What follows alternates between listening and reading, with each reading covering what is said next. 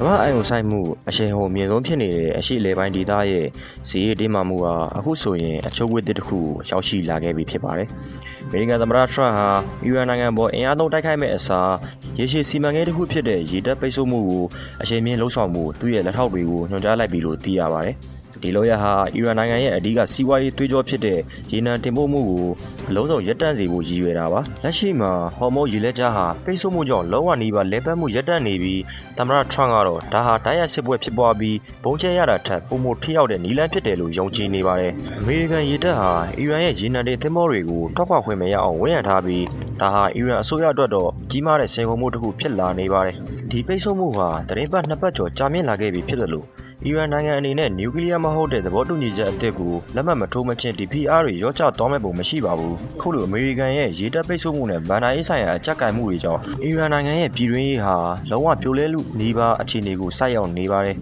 ဆိုရဆုံးကတော့အီရန်နိုင်ငံသုံးငွေကြေးဖြစ်တဲ့ရီယယ်ရဲ့တန်ဖိုးဟာတမိုင်းတစ်လျှောက်အနေဆုံးအဆင့်ထိထိုးဆင်းသွားတာပဲဖြစ်ပါတယ်လက်ရှိပေါက်ဈေးအရအမေရိကန်$ကိုအီရန်ရီယယ်1.8 သန်းအထိဖြစ်နေပြီးဒါဟာတာမန်ပြည်သူတွေအတွက်တော့ဈေးဝယ်ထွက်ဖို့ငွေဆက်ကူကိုလက်လဲနဲ့တိုက်ယူရမယ့်အခြေအနေမျိုးဖြစ်နေပါတယ်ဒီငွေကြေးဖောင်းပွားမှုရဲ့နောက်ဆက်တွဲကြရက်ဟာအီရန်ပြည်သူတွေရဲ့ထမင်းဝိုင်းတဲ့အထိဓာတ်ရိုက်ဝင်ရောက်လာခဲ့ပါပြီ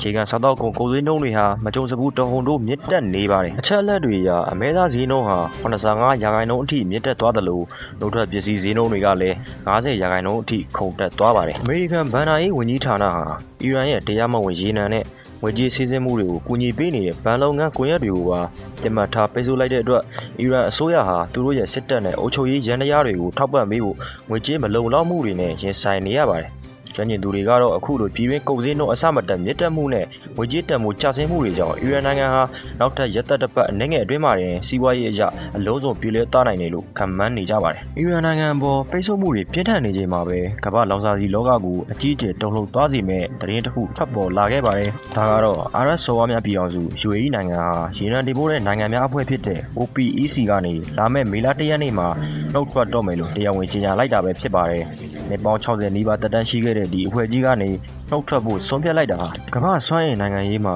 ကြီးမားတဲ့အပြောင်းအလဲတစ်ခုဖြစ်လာမှာပါ။ UAE ဟာသူတို့ရဲ့ရေနံထုတ်လုပ်မှုအခြေခံအဆောက်အအုံတွေကိုအကြီးအကျယ်ရင်းနှီးမြှုပ်နှံထားတာကြောင့်လက်ရှိမှာတစ်နေ့ကိုရေနံစီပေါင်း1.5 သန်းအထိပုံမှန်ထုတ်လုပ်နိုင်တဲ့စွမ်းအားရှိနေပါတယ်။ဒါပေမဲ့ OPEC အဖွဲ့ရဲ့ကန့်သတ်ချက်တွေကြောင့်သူတို့ရဲ့ရေနံတွေကိုစိတ်ကြိုက်မထုတ်လုပ်နိုင်ခဲ့ပါဘူး။အခုအခါမှာတော့ UAE ဟာဒီကန့်သက်ချက်တွေကနေရုံထွက်ပြီးလွတ်လပ်တဲ့ဈေးကွက်စီးပွားရေးစနစ်ကိုချစ်သုံးမှုဆုံးဖြတ်လိုက်တာဖြစ်ပါတယ်။လက်ရှိအမေရိကန်ပြည်ထောင်စုမှာတော့ဓာတ်ဆီဈေးဟာတစ်ဂါလံကို$4.20အထိရောက်ရှိနေပါတယ်။ဒါဟာအီရန်နဲ့စစ်ပွဲစတင်ခဲ့တဲ့ဖေဖော်ဝါရီလနောက်ပိုင်းအမြင့်ဆုံးဈေးနှုန်းဖြစ်ပါတယ်။ UAE ရဲ့ဒီချီလန်းဟာတခြားသော OPEC အဖွဲ့ဝင်နိုင်ငံတွေကိုပါရိုက်ခတ်မှုရှိလာနိုင်ပြီးကမ္ဘာရေနံဈေးကွက်ကိုပါပြောင်းလဲသွားစေနိုင်တယ်လို့စီးပွားရေးပညာရှင်တွေကသုံးသပ်နေကြပါတယ်။အမေရိကန်ကာကွယ်ရေးဝန်ကြီး PSS နဲ့ပူးရဲစစ်ဦးစီးချုပ်များအဖွဲ့ဥက္ကဋ္ဌဗိုလ်ချုပ်ကြီးဒန်ကိန်းတို့ဟာကွန်ဂရက်လွှတ်တော်မှာတွားရောက်ပြီးတက်တည်ထွက်ဆိုခဲ့ကြပါတယ်။အဓိကတင်ပြချက်ကတော့သမ္မတထရန့်တောင်းခံထားတဲ့$1.5 trillion အထိရှိမဲ့စစ်ရေးအသုံးစရိတ်ဘတ်ဂျက်ကိစ္စပဲဖြစ်ပါတယ်။ဒီပမာဏဟာအမေရိကန်ရဲ့တစ်နှစ်တာစီးပွားရေးထုတ်ကုန်တန်ဖိုးရဲ့